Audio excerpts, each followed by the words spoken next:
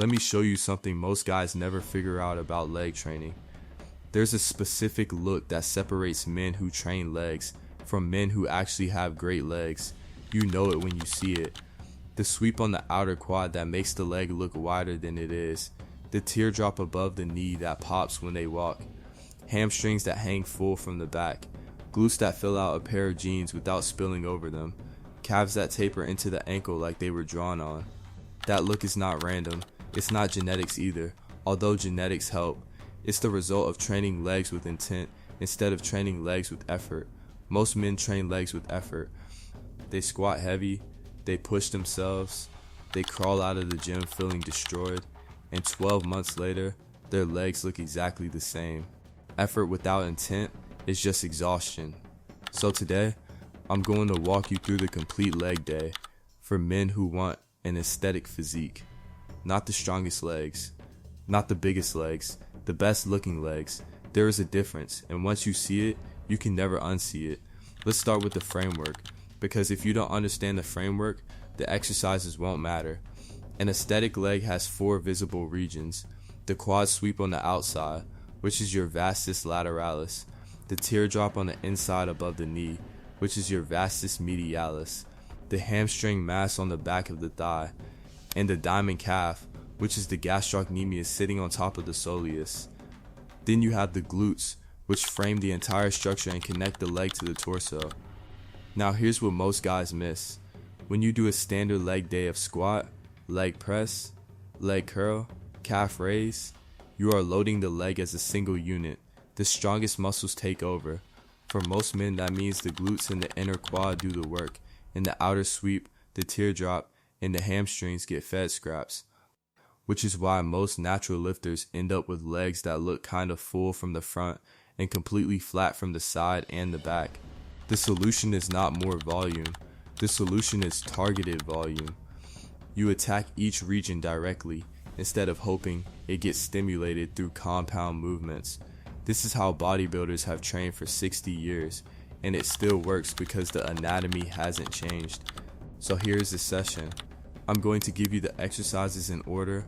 I'm going to tell you why each one is there, and I'm going to tell you the one mistake that kills the results for almost everyone. We open with a heel elevated squat, not a back squat, not a front squat, a squat with your heels on a 5 to 10 degree wedge or a pair of plates. This single modification shifts the load forward onto the quads and forces the knee to track over the toe, which is exactly what you want for the sweep and the teardrop. 3 sets of 8 to 12 reps. Stop 2 reps short of failure. The mistake here is going too heavy. You are not training for a powerlifting meet. You are training for shape. Pick a weight where rep 10 looks identical to rep 2. If your form breaks down, the bigger muscles take over, and you lose the entire reason you started with this exercise. Second movement, hack squat or pendulum squat if your gym has one. This is where you can push closer to failure because the machine stabilizes you. 3 sets of 10 to 15 reps. Foot position matters here. Place your feet lower on the platform and slightly narrower than shoulder width. Low and narrow biases the outer quad. High and wide biases the glutes and hamstrings. Most men plant their feet high and wide because it lets them lift more weight, and then they wonder why their quad sweep never develops. Low and narrow. Lighter weight. Full range of motion all the way down until your hamstring touches your calf. Third movement, and this is the one that changes everything for hamstring development, the Romanian deadlift, but you are going to do it with a slow eccentric. 4 seconds down, 1 second up. 3 sets of 8 to 10 reps. The hamstring is composed of slow and fast twitch fibers, but the part that creates the visible hang on the back of the leg responds to time under tension more than load. A 4-second eccentric on a moderate weight will build more hamstring in 12 weeks than a 1-second eccentric on a heavy weight will build in a year. I have watched this play out with hundreds of lifters. The mistake is rushing the descent because it feels easier. Don't rush it. Feel the stretch from your glute all the way down to the back of your knee on every single rep. Fourth movement, seated leg pull, not the lying leg pull, the seated. Here's why. The seated version puts your hip in flexion, which lengthens the hamstring before the contraction. A lengthened muscle under load grows faster than a shortened one. This is one of the most repeatable findings in the entire training research field, and almost nobody applies it. 3 sets of 12 to 15 reps. Squeeze hard at the bottom. Control on the way back up. Fifth movement, the hip thrust or a glute focus machine if your gym has one. 3 sets of 10 to 12. You want the glutes developed because they create the shelf that separates the lower back from the leg.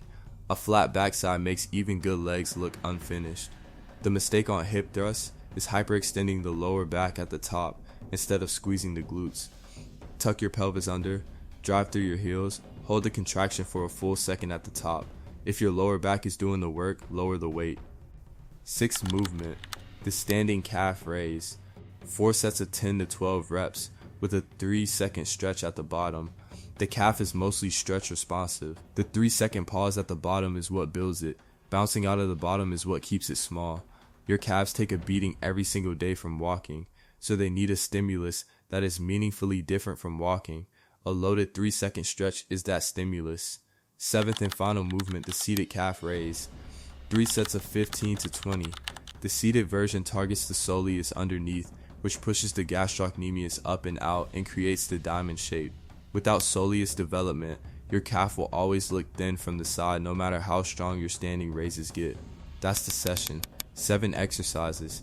About 60 to 75 minutes if you keep your rest periods to 90 seconds for the smaller movements and 2 to 3 minutes for the squats and Romanian deadlifts. Run this once a week if you're a beginner, twice a week if you're intermediate, splitting it into a quad focus day and a hamstring and glute focus day. The legs recover slower than any other body part on the body, so more is not better, better is better. Now here's the part that nobody tells you. The reason aesthetic legs are rare is not because the training is complicated. The training is actually simpler than what most guys do. The reason aesthetic legs are rare is because the training is boring. Slow eccentrics are boring. Lightweight with perfect form is boring.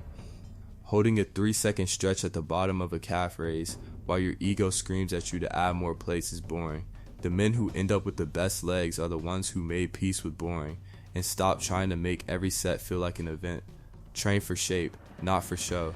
Train for the muscle, not the mirror. The mirror will catch up. If you want to take this further, the next thing you need to watch is men with the best physiques all train legs this way. It's linked on screen and in the description, and it goes deeper into the weekly structure that ties all of this together. I'll see you in that one.